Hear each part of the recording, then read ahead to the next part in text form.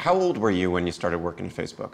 I was 32, so I had a career before I worked in tech as a musician, and I career switched. I went back to graduate school, and then my first real tech job out of graduate school was at Facebook.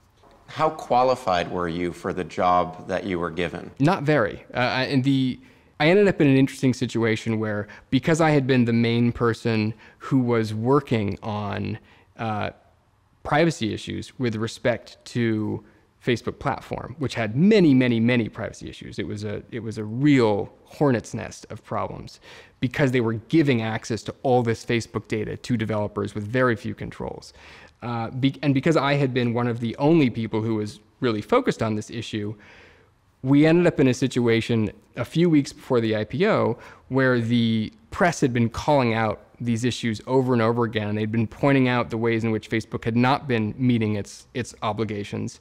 And I ended up in a meeting with a bunch of the most senior executives at the company, and they sort of went around the room and said, well, who's in charge of fixing this huge problem, which has been called out in the press as one of the two biggest problems for the company going into the biggest tech IPO in history?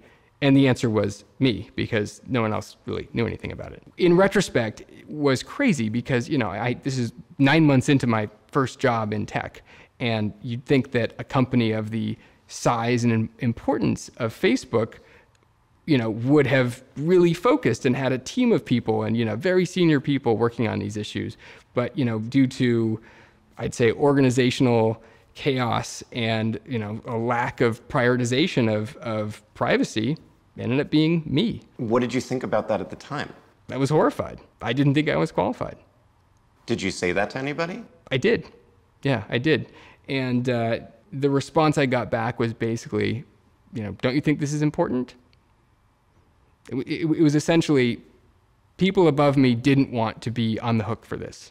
They were not concerned about solving the problems. They were concerned about protecting their reputations inside the company.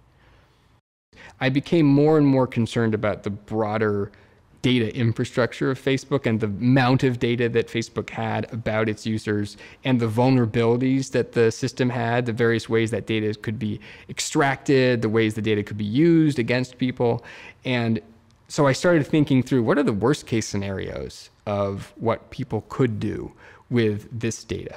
And so I drew up a very, very detailed map of the data vulnerabilities of Facebook platform specifically. But it showed the data vulnerabilities of Facebook in general because platform allowed access to a great amount of Facebook's data. And I showed all the areas where we had some sort of protective measure in place. Not all the protective measures were sufficient, but they were something. I showed areas that were fully exposed, and I showed some of the kinds of bad actors that might try to attack through these various vectors. And I shared it out with a number of people, both people who worked in privacy and some senior executives. And the response was muted, I would say. The privacy folks were interested and supportive. I did not get much, if any, follow-up from the executives.